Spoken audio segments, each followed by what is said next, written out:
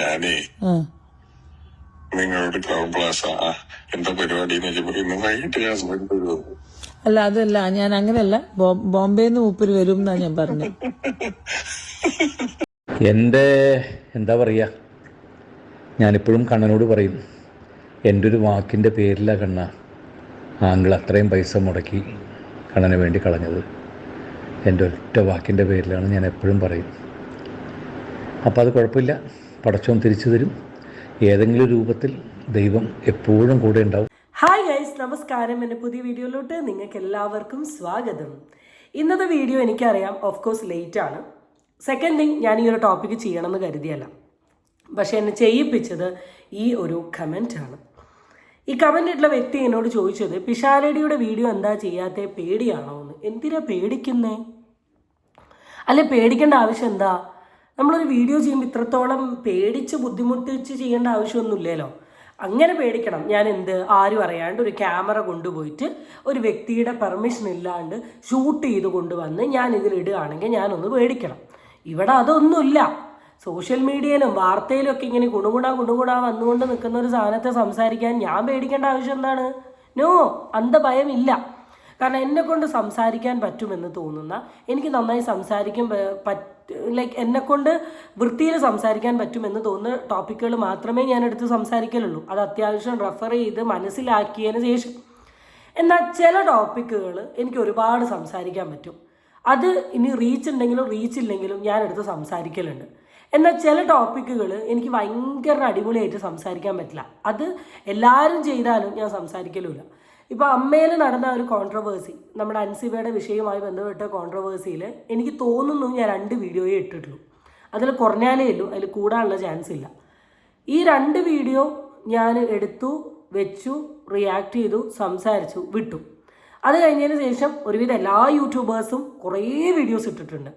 ഞാനത് ചെയ്യാത്ത എന്താണെന്ന് വെച്ചാൽ, എനിക്ക് അതിൽ കൂടുതൽ, ഞാൻ ആ 2 വീഡിയോയിൽ പറഞ്ഞതിൽ കൂടുതലൊന്നും ഈ വിഷയത്തിൽ സംസാരിക്കാനില്ല എന്ന് എനിക്ക് മര്യാദയ്ക്ക് അറിയുന്നത് കൊണ്ടാണ് ഞാൻ വേണ്ടാന്ന് വെച്ചത്. ഞാനപ്പോൾ കണ്ടന്റ് ഉണ്ടെങ്കിൽ ഇടും, ഇല്ലെങ്കിൽ ഇടൂല. അല്ലെങ്കിൽ ആരും ചെയ്യാത്ത, തീരെ റീച്ച് ഇല്ലാത്ത കണ്ടന്റൊക്കെയാണ് ഞാനെടുത്ത് പൊക്കിക്കൊണ്ടുവരിക. ഇപ്പോൾ സോഷ്യൽ മീഡിയയിൽ നല്ല ഡിസ്കഷൻ ഉള്ളത് രേണു, കിച്ചു, ബിഷപ്പ് നോബിളൊക്കെ ആയി ബന്ധപ്പെട്ടുള്ള കോൺട്രവേഴ്സിയാണ്. ഞാൻ അന്ന് രേണുവിന് ഈ അസുഖമാണ് എന്ന് ഡയഗ്നോസ് ചെയ്യുന്ന ആ ഒരു ടൈം, അതിന് മുമ്പേ നമ്മൾ സോഷ്യൽ മീഡിയയിൽ ഡിസ്കഷൻ ആയ ഒരു ടൈമിൽ തന്നെ രേണുവിൻ്റെ ഒരു ടോപ്പിക്ക് ഞാൻ ചെയ്യില്ല എന്ന് തീരുമാനിച്ചതാണ്, ഞാൻ വിട്ടതാണ്. അപ്പോൾ തന്നെ വളരെ ക്ലിയർ ആയിട്ട് പറഞ്ഞു, അത്രമാത്രം കോൺട്രവേഴ്ഷ്യലായ എന്തെങ്കിലും സാധനങ്ങൾ വന്നാൽ ഞാൻ ചെയ്യും. പബ്ലിസിറ്റിക്ക് വേണ്ടി, റീച്ചിന് വേണ്ടി, സ്പേസിന് വേണ്ടി സംസാരിക്കുന്ന രീതിയിലുള്ള സാധനങ്ങൾ കണ്ടാൽ ഒരിക്കലും ഞാൻ സംസാരിക്കില്ല എന്ന് പറഞ്ഞു. പിന്നെ ഉണ്ടായിരുന്ന ഒരു സാധനമാണ് ഈ നടിയുടെ വിഷയം. അതൊരു എല്ലാവരും വീഡിയോസ് ഇട്ടു, ഒരുപാട് വീഡിയോസ് ഇട്ടു, എന്നിട്ടൊന്നും ഇത് തീരുന്നില്ല. ഇതിൻ്റെ കോൺട്രവേഴ്സീസ് ഇങ്ങനെ വന്നുകൊണ്ട് നിൽക്കുകയാണ്. അപ്പോൾ അതുകൊണ്ട് തന്നെ ഈ ഒരു 2 സെറ്റ് ഓഫ് ടോപ്പിക്കുകൾ ആര് ചെയ്ത് കണ്ടാലും ഞാൻ വലിയ ശ്രദ്ധയും കൊടുക്കലില്ല, ഞാൻ നോക്കലുമില്ല. എന്നാൽ ഈ കമൻറ്റ് കിട്ടിയ സമയമാണ് ഞാൻ ആലോചിച്ചത്, എങ്ങനെ പറയാണ്ടിരിക്കും. പിഷാരടിനെ ചെയ്യാൻ പേടിയാണോ എന്ന് ചോദിച്ചിട്ടുള്ള ആൾക്കാർ ചിലപ്പോൾ അടുത്ത് ചോദിക്കാൻ പോകുന്നത് ജയറാമിനെ ചെയ്യാൻ പേടിയാണോ എന്നാണ്. അപ്പം ഞാൻ കരുതി ഈ 2ഉം ചോദിക്കുന്ന ആൾക്കാർക്ക് വേണ്ടി പിഷാരടിയുടെ ടോപ്പിക്കും ജയറാമിൻ്റെ ടോപ്പിക്കും ചെയ്യാം. എന്തായാലും ഈ യൂണിവേഴ്സിൽ ഞാൻ അധികം ഇല്ലാത്തത് കൊണ്ട് തന്നെ വലിയ റീച്ച് കിട്ടുമെന്ന് പ്രതീക്ഷയല്ല. എന്നാലും നമ്മുടെ അഭിപ്രായങ്ങൾ നമുക്ക് പറയാം. അപ്പോൾ ഇന്നത്തെ തന്നെ വീഡിയോയിലോട്ട് നിങ്ങൾക്ക് എല്ലാവർക്കും സ്വാഗതം. ചാനൽ ഇഷ്ടപ്പെട്ടാൽ സബ്സ്ക്രൈബ് ചെയ്യാനും വീഡിയോ ഇഷ്ടപ്പെട്ടാൽ ലൈക്ക് ചെയ്യാനും നിങ്ങളാരും മറക്കണ്ട. So let's get into the video. അപ്പോൾ നമുക്ക് നേരെ വീഡിയോയിലോട്ട് പോകാം. ആദ്യം എവിടെ നിന്ന് തുടങ്ങണം? പിഷാരടിയിൽ നിന്ന് തന്നെ തുടങ്ങാം. പിഷാരടിയുടെ ഒരു ഓഡിയോ സോഷ്യൽ മീഡിയയിൽ അങ്ങ് ലീക്കായിട്ടുണ്ട്. അപ്പോൾ ആ ലീക്കിനെ ചുറ്റിപ്പറ്റിയിട്ടാണ്. അപ്പോൾ ഞാൻ അധികം കത്തിയടിക്കുന്നില്ല, നേരെ ഓഡിയോയിലോട്ട് പോകാം. Very sad. ഓക്കെ, ശരി. ഞാൻ ക്രൗൺ പ്ലാസയിൽ. Crown Plaza. ഞാനിവിടെ, എൻ്റെ ഹസ്ബൻഡ് ഇന്ന് വൈകുന്നേരം വരും. അപ്പൊ ഞാന് ഇവിടെ വന്നാ.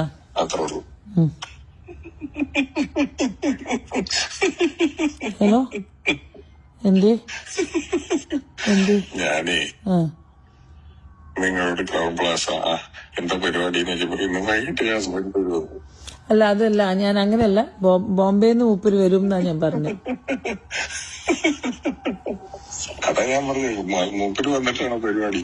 ഓ, ആ പരിപാടി. ഓഫ്, അങ്ങനെയൊന്നുമല്ല. അല്ലേ, ഞാനത് കൂട്ടി വായിക്കാം. നിങ്ങളോട് ചോദിച്ചു എന്താ പരിപാടി, വൈകിട്ട് ഹസ്ബൻഡ് വരും. ഞാൻ വിചാരിക്കുന്നുള്ളൂ എത്ര വിഷു ഞാൻ ഭയങ്കര സ്ട്രേറ്റ് ഫോർവേഡ് ആയ ഒരു വ്യക്തിയാണ്. അതാണ് എന്റെ ഏറ്റവും വലിയ പ്രശ്നം. എനിക്ക് ഇങ്ങനത്തെ ഒരു കാര്യങ്ങളും അറിയാത്ത ഒരു കാര്യമാണ്. അതാണ്. നമ്മൾ ശരിയാക്കാം. ഹസ്ബൻഡ് ഒന്ന് പോട്ടെ. അല്ല, ഹസ്ബൻഡ് വന്നു പോട്ടല്ല. യു ജസ്റ്റ് പിഷു, I want you people to give me the എല്ലാം ശരിയാവും. ഞാൻ നോക്കിക്കോളാം. ശരി, ഓക്കെ. അപ്പം ഇതാണ് ഓഡിയോ. ഈ ഓഡിയോ ആണ് അങ്ങ് സോഷ്യൽ മീഡിയയിൽ ലീക്കായിട്ടുള്ളത്. അപ്പോൾ ഓഡിയോനെ പറ്റി പറയുകയാണെങ്കിൽ കണ്ണടയിട്ട കുറുമ്പത്തരം കാണിച്ചാന്ന് എനിക്കറിയാം. പക്ഷെ ഒത്തില്ല. കാരണം വളരെ ക്ലിയർ ആയിട്ട് പറയുകയാണെങ്കിൽ നല്ല ഡബിൾ മീനിങ്ങിൽ ശ്വേത ചേച്ചീൻ്റെ പരിപാടിയെ കുറിച്ചിട്ടും ഇനി പരിപാടി ഒന്നില്ലെങ്കിൽ പരിപാടി സെറ്റാക്കാനും പിഷാരടി ചേട്ടൻ തീരുമാനിച്ചിട്ടുള്ള അല്ലെ പ്ലാൻ ചെയ്തിട്ടുള്ള അല്ലെ സംസാരിച്ചിട്ടുള്ള ഒരു ഓഡിയോ ആണിത്. ഇവരുടെ ഇടയിലുണ്ടായിരുന്ന ഒരു വലിയ കോൺവെർസേഷൻ്റെ ഒരു പകുതി ബിറ്റ് ഓഫ് ഓഡിയോ. അപ്പോൾ ഇത് കേൾക്കുന്ന ആൾക്കാർക്ക് വളരെ ക്ലിയർ ആയിട്ട് അറിയാം ശ്വേതയ്ക്ക് ഈ ഒരു കോൺവെർസേഷനിൽ ഒട്ടും ഹാപ്പി ഇൻ ദ സെൻസ് ആൾ ഇതുമായിട്ട് അത്ര ഓക്കെ അല്ല എന്നുള്ളത് ഈ ഓഡിയോ കേൾക്കുന്ന വ്യക്തിക്ക് വളരെ ക്ലിയർ ആയിട്ട് മനസ്സിലാവും. കാരണം പുള്ളി എന്താ പരിപാടി, എവിടെയാ, ക്രൗൺ പ്ലാസ, എന്താ പരിപാടി, ഹസ്ബൻഡ് ഈവനിങ് വരും, അല്ലാണ്ട് പ്രത്യേകിച്ചൊരു പരിപാടിയില്ല, അതുകൊണ്ട് ഹസ്ബൻഡ് ഈവനിങ് വരും. അപ്പോൾ പുള്ളി അതിന് രണ്ടാമത് ഒരു ഡബിൾ മീനിങ് കൊടുത്തെങ്കിലും പുള്ളിക്കാരി വളരെ സ്ട്രെയിറ്റ് ഫോർവേഡ് ആയിട്ടാണ്. ആൻഡ് ഈ കോൺവെർസേഷൻ ഇടയിലും പറയുന്നുണ്ട്, പിഷു എനിക്ക് ഇങ്ങനത്തെ കാര്യങ്ങളെ കുറിച്ചിട്ടൊന്നും വലിയ ഐഡിയ അല്ല, എന്നോട് ചോദിച്ചാൽ ഞാൻ ക്ലിയർ ആയിട്ടുള്ളൊരു ഉത്തരമാണ് തരിക എന്നുള്ളൊരു സാധനം എന്ത് ചെയ്യുന്നുണ്ട്, ശ്വേത പറയുന്നുണ്ട്. അതുകൊണ്ട് തന്നെ ഈ പിഷാരടിയുമായിട്ടുള്ള കോൺവെർസേഷനിൽ ശ്വേത എന്ന് പറയുന്ന ഒരു വ്യക്തി ഈ ഒരു കോൺവെർസേഷനോ ഈ ഡബിൾ മീനിങ്ങോ ഒട്ടും എൻജോയ് ചെയ്യുന്നില്ല, പിഷാരടി മാത്രമാണ്. അപ്പം അതിനൊരു ക്ലിയർ കിട്ടിയല്ലോ. ഇനി വരുന്നൊരു ചോദ്യം, പിഷാരടി എന്തിന് ഡബിൾ മീനിങ് ശ്വേതേൻ്റെ അടുത്ത് പറഞ്ഞു? ഒരു 99% ഓഫ് പിഷാരടീനെ സപ്പോർട്ട് ചെയ്യുന്ന ചേട്ടന്മാരും എന്ന് പറയാൻ പോകുന്നൊരു സാധനം, അവനൊരു കൊമേഡിയനാണ്, അവനൊരു തമാശ ആർട്ടിസ്റ്റാണ്, അപ്പോൾ അവൻ തമാശ രീതിയിലല്ലേ സംസാരിക്കുക എന്നുള്ളത്. തമാശ രീതിയിൽ സംസാരിക്കണം ആരെടുത്ത്? തമാശ എൻജോയ് ചെയ്യുന്ന വ്യക്തികളുടെ അടുത്ത്. ഇത് TV ഷോയോ റിയാലിറ്റി ഷോയോ അല്ലെങ്കിൽ സിനിമയോ സ്ക്രിപ്റ്റോ ഒന്നുമല്ല. കൂടെ വർക്ക് ചെയ്തിരുന്ന അല്ലെങ്കിൽ അറിയുന്ന ഒരു സുഹൃത്തിനെ വിളിച്ചുള്ള കോൺവെർസേഷനാണ്. അതും എന്തായാലും ഓഫ്കോഴ്സ് എന്തെങ്കിലും ഒരു സീരിയസ് കോൺവെർസേഷനാണ്. ഈ കോൺവെർസേഷൻ്റെ ഇടയിൽ കയറിയിട്ട് എന്താ പരിപാടി ഒന്നുമില്ലേ, അറിയില്ലെങ്കിൽ ഞാൻ പഠിപ്പിച്ചു തരാം എന്ന് പറയുന്നത് ഈ സാഹചര്യത്തിന് ചേർന്ന ഒരു കോൺവെർസേഷൻ അല്ല. ആൻഡ് സെക്കൻഡ് തിങ്, പിഷാരടിക്ക് ആ മറുപടി കൊടുക്കുന്ന സമയം പിഷാരടിക്ക് വളരെ ക്ലിയർ ആയിട്ട് അറിയാൻ പറ്റും ശ്വേതയ്ക്ക് ഇതിൽ പകുതി മനസ്സിലായിട്ടില്ല. അപ്പം എന്ത് ചെയ്യണം? വായടച്ച ഡബിൾ മീനിങ് അവിടെ നിർത്തണം. എന്നിട്ടും വീണ്ടും ഇട്ട് നോക്കിയത് എവിടെയെങ്കിലുമൊക്കെ ഒരു ചാൻസ് കിട്ടിയാലോ എന്ന് കരുതിയിട്ടായിരിക്കും. പിന്നെ തമാശയുടെ ഏറ്റവും വലിയ പ്രത്യേകത എന്താണെന്ന് വെച്ചാൽ തമാശ എൻജോയ് ചെയ്യാൻ പറ്റണം. എൻജോയ് ചെയ്യാൻ പറ്റാത്ത ഒരു സാധനം തമാശയല്ല. നമ്മൾ പലരും കയറി കളിയാക്കൂലേ, അത് നമുക്ക് കളിയാക്കലായിട്ടാണ് ഫീൽ ചെയ്യുന്നതെങ്കിലോ പറ്റില്ല. തമാശയായിട്ടാണെങ്കിലോ തമാശ is something that makes us happy, not make us irritated or triggered or something to exposed. ഈ ഒരു ഓഡിയോ ലീക്കായ സമയത്ത് ഈവൻ ഞാൻ ഒരു പൊളിറ്റിക്സിലുള്ള ആളല്ല, ഇനി പൊളിറ്റിക്സ് ബേസിസ് പറയുകയാണ്, ഒരു പൊളിറ്റിക്സിലുള്ള ആളല്ല, എനിക്ക് വരെ ഈ സാധനം കേട്ട സമയത്ത് എന്ത് പറയുന്നേ എന്നൊരു തോട്ട് വന്നിട്ടുണ്ടെങ്കിൽ പാർട്ടിയൊന്നും വേണ്ട, കോമൺ സെൻസ് മതി പിഷാരടി എന്താ ഉദ്ദേശിച്ചത് എന്നുള്ള മനസ്സിലാക്കുക. അപ്പോൾ പിഷാരടി ചേട്ടൻ ഒന്ന് എറിഞ്ഞു നോക്കിയതാണ്, ഏറെ കൊള്ളുകയും ചെയ്തില്ല, തിരിച്ചാ കല്ലെടുത്തിട്ട് അതിലും സ്പീഡിൽ എന്ത് ചെയ്തു, ശ്വേത തിരിച്ചെറിഞ്ഞു. ഇനി എന്തൊക്കെ പറഞ്ഞാലും പിഷാരടി പറഞ്ഞ പോലെ ഒന്ന് നാറി നൈസായിട്ടൊരു പണി കിട്ടി, ഇനി വായടച്ചിരിക്കുന്നതാണ് നല്ലത്. നിങ്ങൾ ഈ സോഷ്യൽ മീഡിയ ഫെയിമിലുള്ള ആൾക്കാരോട് അല്ലെ അല്ലാത്ത ആൾക്കാരോട് എനിക്ക് പറയാനുള്ളൊരു മെയിൻ കാര്യം എന്താണെന്ന് വെച്ചാൽ, ഈ അവിഹിതങ്ങൾ പിടിക്കുക എന്ന് വെച്ചാൽ അത് വളരെ ചീഞ്ഞ് നാറിയ ഒരു സിറ്റുവേഷനാണ്. പിടിച്ചിട്ടുണ്ടെങ്കിൽ നമ്മൾ നാരായണക്കല്ലാവും. അപ്പോൾ ഏറ്റവും നല്ലത് ഈ പരിപാടിക്ക് പോവാണ്ട് നിൽക്കുന്നതാണ് എന്നാ പറയേണ്ടത്. ആരാൻ്റെ ബോട്ടിൽ കയറി തോണി തുഴയാൻ ശ്രമിച്ചിട്ടുണ്ടെങ്കിൽ ആ പങ്കായ എടുത്ത് തലക്കിട്ട് കിട്ടും എന്നുള്ളൊരു ബോധമുള്ളത് എന്നും നല്ലത്. ആ താൽക്കാലിക സ്റ്റേ ആണെങ്കിൽ ഞാൻ എന്താണെന്ന് അറിയാം, ഞങ്ങൾ അഡ്വക്കേറ്റ് കമ്മിറ്റി കയറിയതിന് ശേഷം ഇപ്പൊ 10-15 ദിവസമായില്ല, ഞങ്ങൾക്ക് ഇതിന്റെ മിനിറ്റ്സ് ബുക്ക് കിട്ടിയിട്ടില്ല, അവിടുത്തെ പ്രസിഡന്റ് സെക്രട്ടറിയുടെ ഒന്നും ഓഫീസിന്റെ താക്കോലുകൾ കൈമാറിയിട്ടില്ല. എന്നിട്ട് പോലും ഞാൻ മിനിഞ്ഞാന്ന് പത്രസമ്മേളനത്തിൽ ഞാൻ രണ്ട് പത്രസമ്മേളനമേ കൂടിയുള്ളൂ. അത് ഒന്ന് പത്രസമ്മേളനം കൂടിയതല്ല, ഞാൻ നമ്മുടെ ഓപ്പറേഷൻ തൂഫാന്റെ ഉദ്ഘാടനം പാലക്കാട് കഴിഞ്ഞു വരുമ്പോൾ മാധ്യമങ്ങൾ കണ്ടപ്പോൾ ചോദിച്ചതാണ്. അപ്പോൾ ഇതൊന്നും തന്നില്ലെങ്കിലും നമ്മൾ ഇവരോട് നിരന്തരം ചോദിച്ചുകൊണ്ടിരിക്കുകയൊക്കെയാണ് ചെയ്തത്. എനിക്ക് ഇതുമായി ബന്ധപ്പെട്ട് അമ്മ സംഘടന 10-32 വയസ്സായിട്ട് സംഘടനയെ കോടതിയിൽ എത്തിക്കണം എന്നുള്ള ഒരു ആഗ്രഹവും എനിക്കില്ലായിരുന്നു. അത് രമ്യതയിൽ പരിഹരിക്കണം. ഞാൻ സംസാരിക്കാമെന്ന് ഓർത്തു. ഞാൻ അങ്ങനെ എന്റെ ആദ്യത്തെ മാധ്യമങ്ങളെ കണ്ടപ്പോൾ ഞാൻ പറഞ്ഞിരുന്നല്ലോ, ഞാൻ ശ്വേതയോട്, അൻസിബയോട്, ടിനിയോട്, അവരുടെ അഡ്വക്കേറ്റുമാരോട്, മല്ലിക ചേച്ചിയോട്, ലക്ഷ്മി പ്രിയയോട്, ഞാൻ ഇവരോടെല്ലാം മണിക്കൂർ കണക്കിന് സംസാരിച്ചു എന്നാണ് ഞാൻ അന്ന് പറഞ്ഞത്. അങ്ങനെ മണിക്കൂർ കണക്കിന് സംസാരിച്ചതിൽ ഒരു ഓഡിയോ ആണ് ഇന്ന് ലീക്ക് എന്നാണ് നിങ്ങളൊക്കെ വാക്ക് ഉപയോഗിക്കുന്നത്. ലീക്കല്ല, റിലീസാണ്. ലീക്കും റിലീസും വ്യത്യാസമുണ്ടല്ലോ. റിലീസാണ്. അതിന്റെ ഓഡിയോ ക്വാളിറ്റിയുടെ വ്യത്യാസം. എന്റെ ഫോൺ ടോണും ബാക്കി ലൈവ് ടോണും കേട്ടാൽ എവിടുന്ന ലീക്കായെന്നൊക്കെ അല്ലെങ്കിൽ റിലീസായെന്നുള്ളത് നമുക്ക് മനസ്സിലാവും.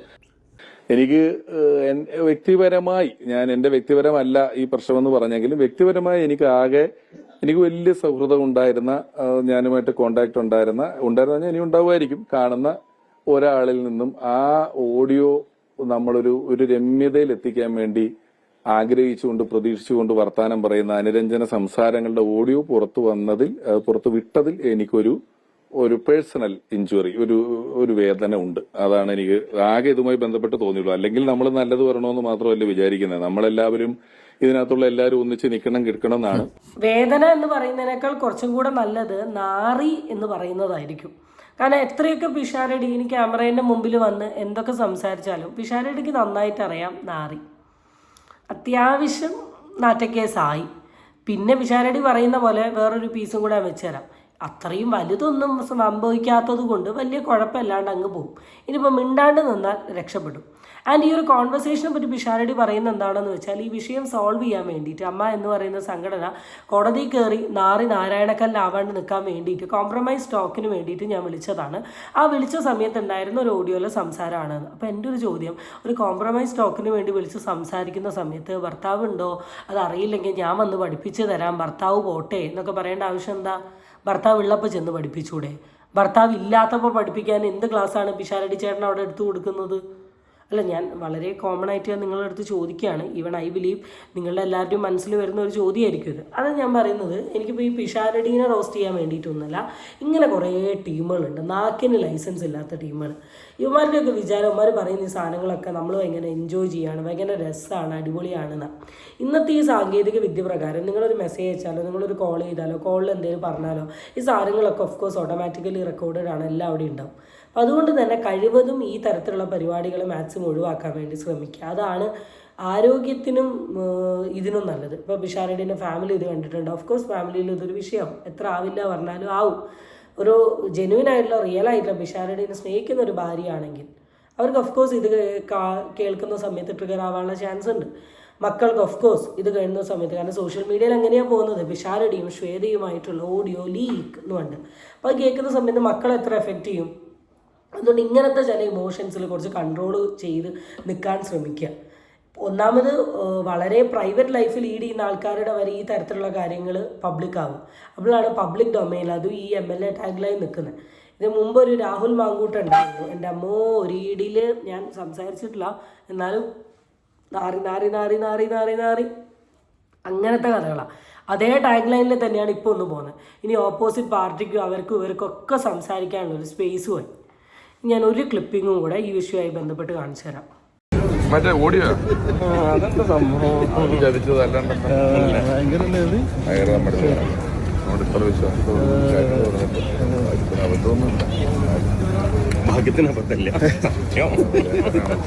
അബദ്ധമൊന്നുമില്ല. ഇപ്പം മറ്റേ ആൾ പറഞ്ഞ കേട്ടോ, ഭാഗ്യത്തിന് ലേ എന്നുള്ളത്. അപ്പം ഒന്ന് ആലോചിച്ച് നോക്ക്. അപ്പം ഇതിനു മുമ്പ് അബദ്ധം പറഞ്ഞിട്ടുണ്ടോ? അല്ലെങ്കിൽ അബദ്ധമുള്ള ഓഡിയോസ് ഉണ്ടോ? അല്ലെങ്കിൽ ഈ കോൺവെർസേഷനിൽ ശ്വേത വിട്ടത് അബദ്ധമില്ലാത്ത ഭാഗമാണോ എന്ന് നാറിയ അവസ്ഥയാണ് ഞാൻ ആലോചിക്കുന്നത്. ഈ AMMA എന്ന് പറയുന്ന ഈ സംഘടന, ഈ വിഷയം ഞാൻ സംസാരിക്കാത്തത്, ഇത്രയ്ക്ക് നാറിയൊരു അസോസിയേഷൻ ഞാൻ എൻ്റെ ജീവിതത്തിൽ കണ്ടിട്ടില്ല. തുറന്ന് പറയാലോ, ഒരുപാട് അസോസിയേഷൻ ഉണ്ട്, ഒരുപാട് എന്ന് വെച്ചാൽ ഒരുപാട് അസോസിയേഷൻ ഉണ്ട്. ഇത്ര ഒരു വൃത്തികെട്ട ഈ അസോസിയേഷൻ്റെ ഉള്ളിലാണ് എല്ലാ പ്രശ്നങ്ങളും. അതിജീവിതയുടെ ഒരു പ്രശ്നം വന്ന ആ സമയം ഞാൻ ഈ ഒരു അസോസിയേഷനെ തന്നെ അങ്ങ് കോലൊടിച്ചിട്ടതാണ്. കാരണം അത്രയും വലിയൊരു ഇഷ്യൂ വന്നു, അത്രയും വലിയൊരു കോൺട്രവേഴ്സി വന്നു, എല്ലാം വായലും ആകെ നിന്ന പോലെ ഇറങ്ങി പോകാമെന്നല്ലാണ്ട് എന്താ ഉണ്ടായിട്ടുള്ളത്? ഇവരൊക്കെ ഇവരുടെ മീറ്റിംഗ് കഴിഞ്ഞ് ഇറങ്ങി വരുന്ന സമയത്ത് പല ഓൺലൈൻ മീഡിയക്കാരും അവിടെ ചെന്ന് ഇവരോട് പല ചോദ്യങ്ങൾക്കും ചോദ്യം ചോദിക്കുമ്പോൾ ഇപ്പാക്കിത്തരാം. ഇപ്പോൾ മറ്റേ കുക്കറിന് വിസിൽ വരും എന്ന് പറയുന്ന പോലെയാണ് ഇവർ മറുപടി പറയുക. അന്നേ എനിക്ക് ഈ ഓർഗനൈസേഷൻ വിട്ടതാണ്. ഈ അൻസിബയുടെ ഒരു കോൺട്രവേഴ്സി വന്ന സമയത്ത് ഞാൻ ഉറപ്പിച്ച ഇത് തീരുമാനമാവില്ല, കുറച്ച് ദിവസം സോഷ്യൽ മീഡിയയിൽ ഡിസ്കഷൻ ആവും, പിന്നെ അത് ഫ്രണ്ടോട്ട് പോയി കേസായാലും എന്തെങ്കിലും ആവും എന്നുള്ള ഉറപ്പിച്ച. കാരണം ഒരുമാതിരി ഒരു നാറിയ ഓർഗനൈസേഷൻ എന്ന് പറയുന്നതിന് എനിക്കൊരു കുറ്റബോധം തോന്നുന്നില്ല. കാരണം അതിൻ്റെതായ രീതിയിലുള്ള ഒരു ക്വാളിറ്റിയും ഞാൻ ഈ പെർട്ടിക്കുലർ ഓർഗനൈസേഷനിൽ കാണുന്നില്ല. ഇവർ പരസ്പരം ഫ്രണ്ട്സാണ്, ഒരുമിച്ച് നിൽക്കുന്ന മീഡിയ ഫീൽഡിൽ നിൽക്കുന്ന ആൾക്കാരാണ്. കോൾ ചെയ്യുന്നു, സംസാരിക്കുന്നു, ആ ഓഡിയോ ലീക്കാവുന്നു, പരസ്പരം തെറി പറയുന്നു, അത് പറയുന്നു, ഇത് പറയുന്നു. അല്ലാണ്ട് എന്താണോ വിശാരടിയിൽ സംസാരിക്കേണ്ടത്? ഇങ്ങനത്തെ ഓരോ ബഹിടത്തരം കളിക്കുന്നത്. അപ്പം ഇതാണ് വിശാരടി വിഷയത്തെക്കുറിച്ചിട്ട് എനിക്ക് പറയാനുള്ളത്. എനിക്ക് പറയാൻ ഇങ്ങനെ ഘോര അവൻ അന്ന് അങ്ങനെ ചെയ്തു, അത് ചെയ്തു, അവിടെ പോയി ചെയ്തു, ഇത് ചെയ്തു, ഇതൊന്നും പറയാൻ എനിക്കില്ല. എനിക്ക് പച്ചയ്ക്ക് പറയാനുള്ള സാധനം ഞാൻ പച്ചയ്ക്ക് പറഞ്ഞു. ഇനി നമുക്ക് അടുത്ത സംഭവ ബഹുലമായിട്ടുള്ള വിഷയമായിരുന്നു ജയറാം ചേട്ടൻ്റെ. ഇനി അതിലോട്ടൊന്ന് പോവാം. ജയറാം ചേട്ടൻ്റെ വിഷയം നിങ്ങൾക്ക് എന്താ അറിയാലോ?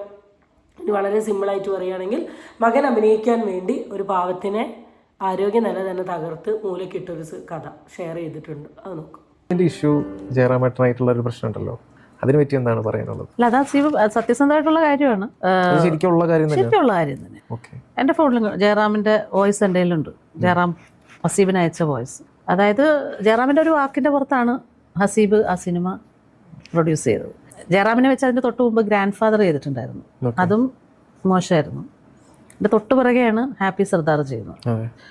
അപ്പോൾ ഹാപ്പി സർദാർ തുടങ്ങിയപ്പോൾ തന്നെ ഞങ്ങളെല്ലാവരും പറഞ്ഞ ഹസീബിനോട്, ഇത് ചെയ്യരുത്, പോയ പൈസ പൊയ്ക്കോട്ടെ, ഇത് ശരിയാവത്തില്ല, ഈ പടം നിന്നെ എന്താ പറയുക, അതുപോലെ നമ്മൾ മനസ്സിൽ വിചാരിച്ചതുപോലെ തന്നെ സാമ്പത്തിക നഷ്ടം മാത്രമല്ല, അവൻ്റെ ആരോഗ്യവും പോകേണ്ടൊരവസ്ഥയുണ്ടായി.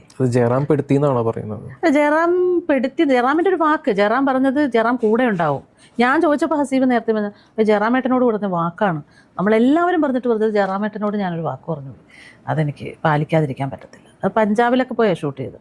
അപ്പോഴും എൻ്റെ ഹസ്ബൻഡ് പറഞ്ഞു. അപ്പോൾ പുള്ളിയും പറഞ്ഞത് പഞ്ചാബിൽ പോയിട്ട് വന്നിട്ട്, വേണ്ട ഹസീബ്, അത് കൈവിട്ട് പോകും, ശരിയാവത്തില്ല, വേണ്ട, വിട്ടേക്ക്. അപ്പോഴും അവൻ ജയറാമിനെ വിശ്വസിച്ചു. ജയറാമിന് കൊടുത്ത വാക്ക്, ജയറാമിൻ്റെ മോനെ വെച്ചല്ലേ ചെയ്യുന്നത്.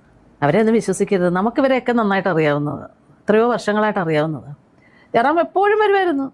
അതിലേ പോയാൽ അവിടെ വന്ന് ഭക്ഷണം കഴിക്കാതെ പോകത്തില്ല, ഭയങ്കര സ്നേഹമായിരുന്നു. അപ്പം മൈ മീഡിയ ഒറിജിനൽസ് എന്ന് പറയുന്ന യൂട്യൂബ് ചാനലിലാണ് ഈ ഒരു ഇൻ്റർവ്യൂ വന്നിട്ടുള്ളത്.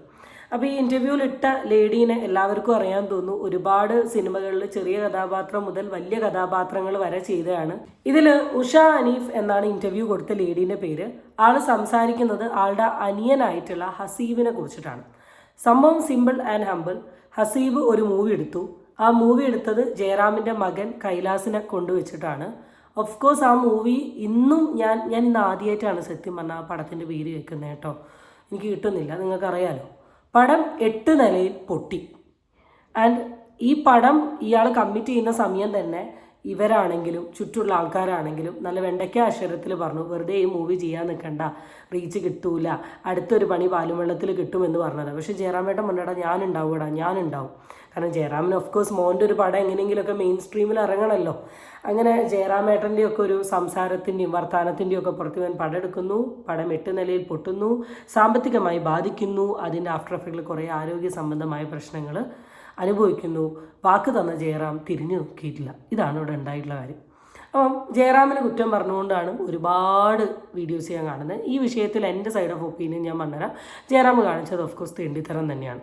കാരണം കുറേ കാലമായിട്ട് സിനിമ ഇൻഡസ്ട്രിയിൽ നിൽക്കുന്ന സമയത്ത് ജയറാമിന് നന്നായിട്ട് അറിയാം, ഒരു സിനിമ ഒരാൾ പ്രൊഡ്യൂസ് ചെയ്തിട്ട് അതിന് ബെനിഫിറ്റ് കിട്ടിയില്ലെങ്കിൽ അത് എത്രത്തോളം ബാധിക്കുമെന്നുള്ളത് ജയറാമിന് നന്നായിട്ട് അറിയാം.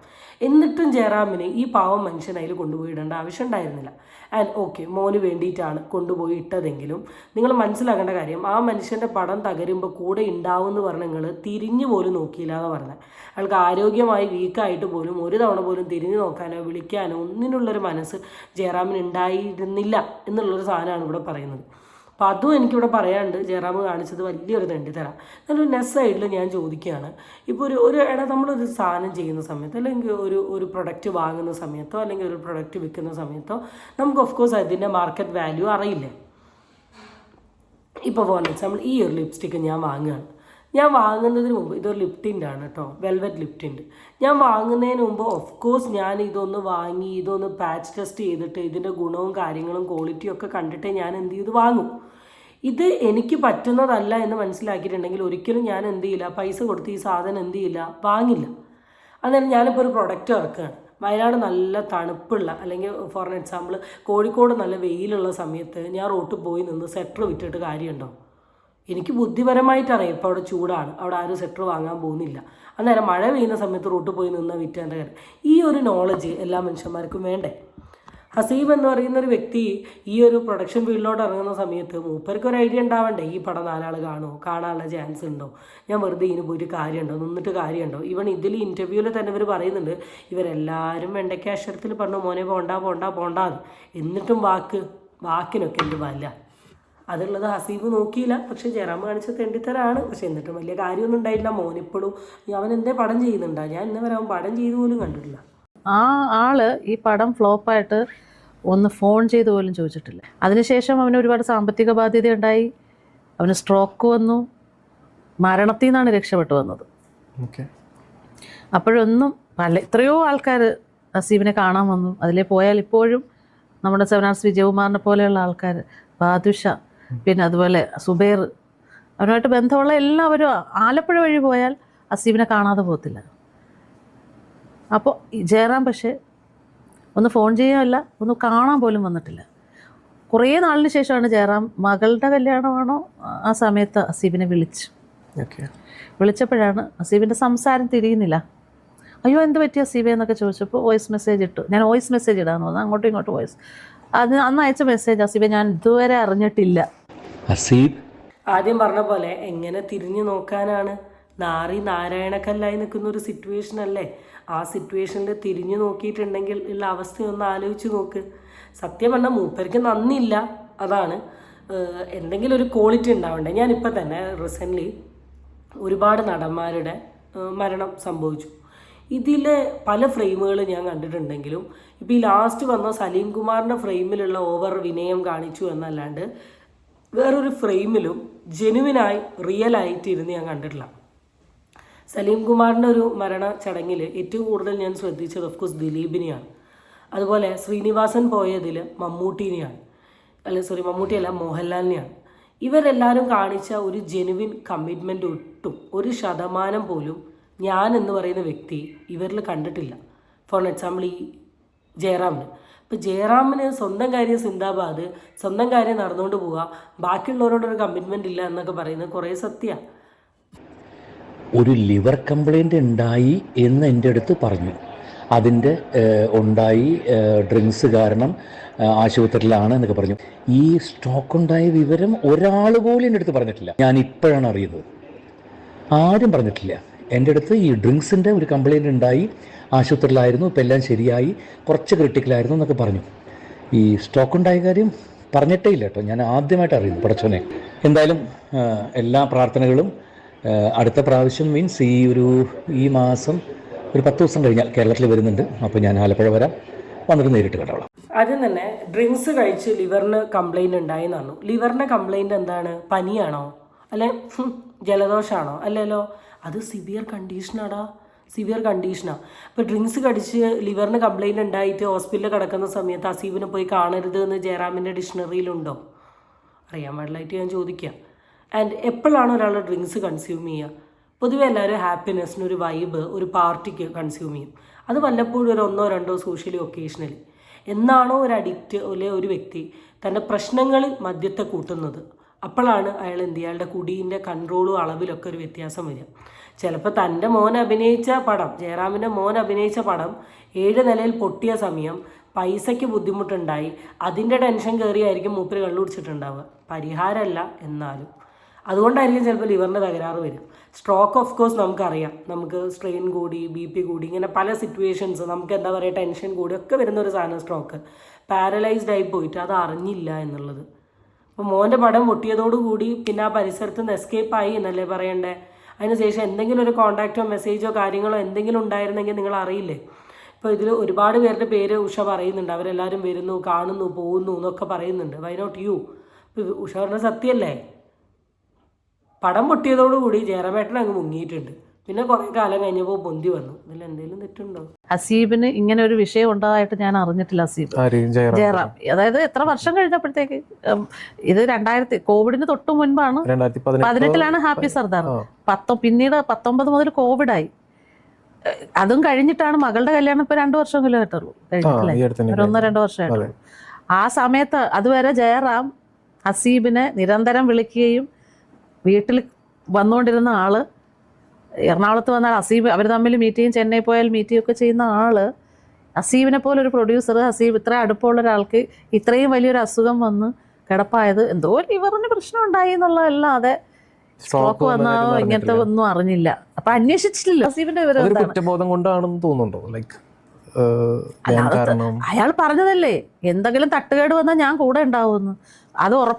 അത് പിന്നെ സത്യമാണെന്നുള്ളതിന്റെ വോയിസ് മെസ്സേജ് ഹസീബിന്റെ അയച്ചിട്ടുണ്ട് പുള്ളി. ഞാൻ എൻ്റെ ഒറ്റ വാക്കിന്റെ പുറത്താണ്, ഞാൻ എൻ്റെ മോനോട് എപ്പോഴും പറയും, എൻ്റെ ഒറ്റ വാക്കിന്റെ പുറത്താണ് ഹസീബ് ഈ പ്രശ്നത്തിലേക്ക് ഈ പടം എടുത്തത് എന്ന് ഞാൻ എപ്പോഴും മോൻ്റെ അടുത്ത് പറയും. അതിന് വേണ്ട നമുക്ക് ചെയ്യാം എന്നൊക്കെ പറഞ്ഞിട്ട് ഞാൻ അടുത്ത ആഴ്ച അതിലേ വരാമെന്ന് പറഞ്ഞാൽ ഇന്ന് വരെ വന്നിട്ടില്ല. എൻ്റെ എന്താ പറയുക, ഞാനിപ്പോഴും കണ്ണനോട് പറയും, എൻ്റെ ഒരു വാക്കിൻ്റെ പേരിലാണ് കണ്ണ ആങ്കിൾ അത്രയും പൈസ മുടക്കി കണ്ണന് വേണ്ടി കളഞ്ഞത്. എൻ്റെ ഒറ്റ വാക്കിൻ്റെ പേരിലാണ്, ഞാൻ എപ്പോഴും പറയും. അപ്പോൾ അത് കുഴപ്പമില്ല, പടച്ചോൻ തിരിച്ചു തരും. ഏതെങ്കിലും രൂപത്തിൽ ദൈവം എപ്പോഴും കൂടെ ഉണ്ടാവും. എപ്പോഴും നമുക്ക് സംഭവിച്ചത് നല്ലതെന്നല്ല വിചാരിക്കുക, ചിലപ്പോൾ ഇതിൽ നിന്നായിരിക്കും വേറെ ഉണ്ടാവുക. എത്രയോ നല്ലതുകൾ ഉണ്ടാവേണ്ടത് ഇവിടെ നിന്നായിരിക്കും. എല്ലാ പ്രാർത്ഥനകളും എന്നും ഓക്കെ ബൈ ഹസീബ്. ഒരു സഹായവും ചെയ്തിട്ടില്ല. ആ ഒരൊറ്റ പടം കൊണ്ട് ഹസീബിന് ഒരുപാട് ബുദ്ധിമുട്ടുണ്ടായി, ഒത്തിരി ബുദ്ധിമുട്ടുണ്ടായി. അത് സത്യസന്ധമായിട്ടുള്ള കാര്യമാണ്.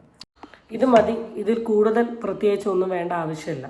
ഇതിലെ എനിക്ക് മുഴുവനായിട്ട് പറയാനുള്ളത് നന്ദി കേടിനെ കുറിച്ചും അവസര മുതലാക്കികളെ കുറിച്ചുമാണ്.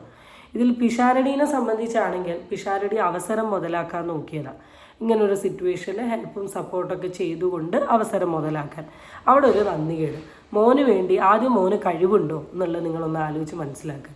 കഴിവില്ലാത്തൊരുത്തൻ ഏത് സിനിമയിൽ അഭിനയിച്ചിട്ടുണ്ടെങ്കിലും റീച്ച് കിട്ടാനുള്ള ചാൻസിൽ എനിക്കറിയില്ല. ഈ കൈലാസ് അഭിനയിച്ച് ഏത് സിനിമയാണ് റീച്ചായത്? ആകെ ഒരു പാട്ടുണ്ട്, ഞാനും എൻ്റെ ആളും 40 പേരെന്ന് പറയുന്നത്. അതാ പറഞ്ഞാൽ കുറേയൊക്കെ ഈ നന്ദികേട് നമ്മുടെ ജീവിതത്തെ ബാധിക്കുമെന്ന് പറയുന്നത് ശരിയായിട്ടുള്ള കാര്യമാണ്. കാരണം കർമ്മ എന്ന് പറയുന്നത് ഈ രൂപത്തിലൊക്കെ വരും. ഇന്ന് മകന് ഒരു റീച്ചും ഇല്ലാത്തൊരു സിറ്റുവേഷനിൽ എത്തുന്നുണ്ടെങ്കിൽ ചിലപ്പോൾ ഹസീബിൻ്റെ അവസ്ഥയായിരിക്കും.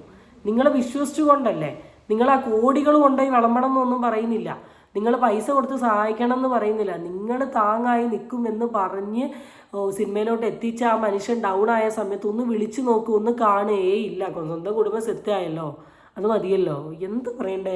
എനിക്ക് എൻ്റെ ഈ വീഡിയോ കാണുന്ന ജനങ്ങളോട് പറയാനുള്ളത്, ഒന്നിനും വിശ്വസിക്കരുത്, ഒന്നിനും കൂടെ നിൽക്കരുത്. നിങ്ങളുടെ ഇഷ്ടം, നിങ്ങളുടെ കാര്യങ്ങൾ നോക്കി മര്യാദയ്ക്ക് ജീവിക്കുക. എന്താ പറയണ്ടേ? എൻ്റെ വീഡിയോയുടെ താഴെ ഒരു കമൻറ്റ് വന്നുകൊണ്ട് മാത്രമാണ് ഞാൻ ഇമാതിരി ടീഷർട്ടൊക്കെ എടുത്ത് ഞാൻ സംസാരിച്ചത്. കാരണം ഐ നോ ദാറ്റ് ഇതെന്ത് ഒന്നൊരു കോഴിത്തരം കളി, ഒരു ഡബിൾ മീനിങ് കളി, ഒന്നൊരു നന്ദികെട്ട കളി. ഇത് ഓഡിയോ കേൾക്കുന്ന ആൾക്കാർക്ക് തന്നെ വളരെ ക്ലിയർ ആയിട്ട് മനസ്സിലാവും. No further to explain. So guys, that's it. അടുത്ത വീഡിയോ വീണ്ടും കാണാം. Till then it's bye from Ami unfiltered. By.